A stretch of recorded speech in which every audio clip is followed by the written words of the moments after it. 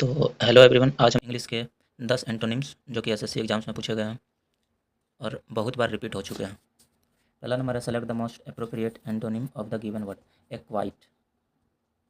एक्वाइट acquit का मतलब होता है दोष मुक्त करना, दोष मुक्त, दोष मुक्त करना। ठीक है। पहला नंबर ऑप्शन है रिमूव, अनवर्थी, स्ट्रिंगली और कंडेम। तो इसका राइट ऑप्शन है डी। इसका अर्थ होता है दोष लगाना या आरोप लगाना। अगला प्रश्न देखते हैं। दूसरा नंबर है एडवांस। एडवांस्ड का मतलब होता है उन्नत, उन्नत। और इसका जो अपोजिट वर्ड है वो हो जाएगा रीस्टार्टेड। रीस्टार्टेड का मतलब क्या होता है?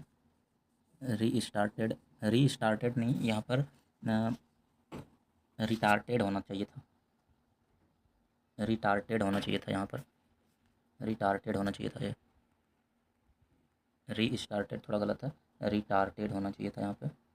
रिटार्टेड जिसका अर्थ होता है रिटार्टेड का मंद, तो उन्नत का उल्टा होता है मंद, और जिसका इंग्लिश में रिटार्टेड बोलते हैं।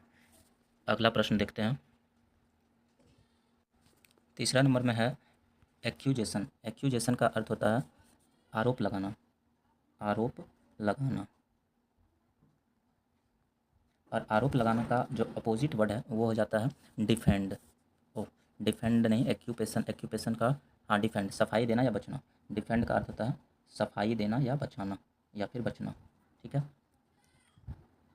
तो इसका जो राइट ऑप्शन हो जाएगा वो क्या हो जाएगा? डिफेंड। अगला प्रश्न देखते हैं। हाँ, चौथा नंबर है एडमिरेबल। एडमिरेबल का मतलब होता है प्रशंसनीय, प्रशंसनीय, जिसकी हम प्रशंसा करते हैं, मतलब जो प्रशंसा के लायक हो उसे प्रशंसनीय कहते हैं। और इसका अपोजिट वर्ड हो जाएगा अनवर्थी। इसका जो अपोजिट वर्ड है वो हो जाएगा अनवर्थी। ऑप्शन नंबर ए, अनवर्थी, सॉरी, अनवर्थी हो जाएगा ये वाला। अगला प्रश्न देखते हैं। पाँचवें नंबर में है एफर्म। एफर्म का अर्थ होता है स्वीकार करना।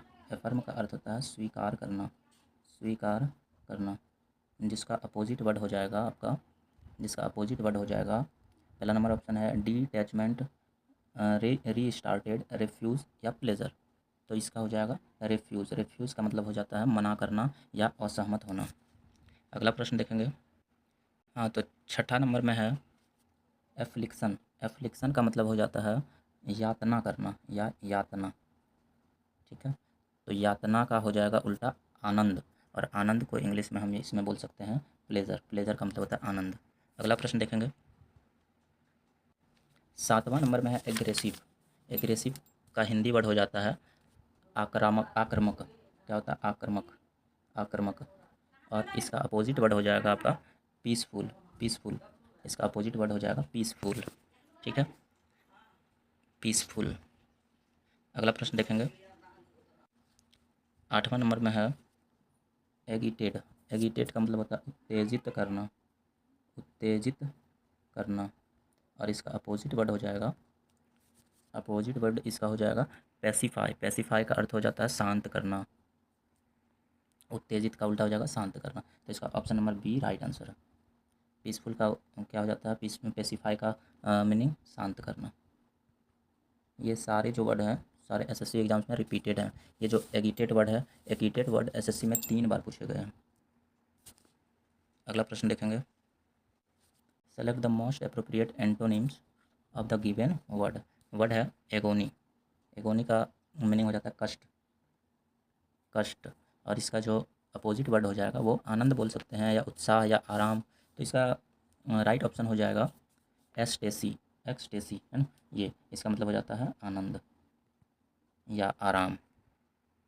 अगला प्रश्न और ये लास्ट प्रश्न होगा 10वां। देखते हैं क्या है। 10वां नंबर में है एयरी।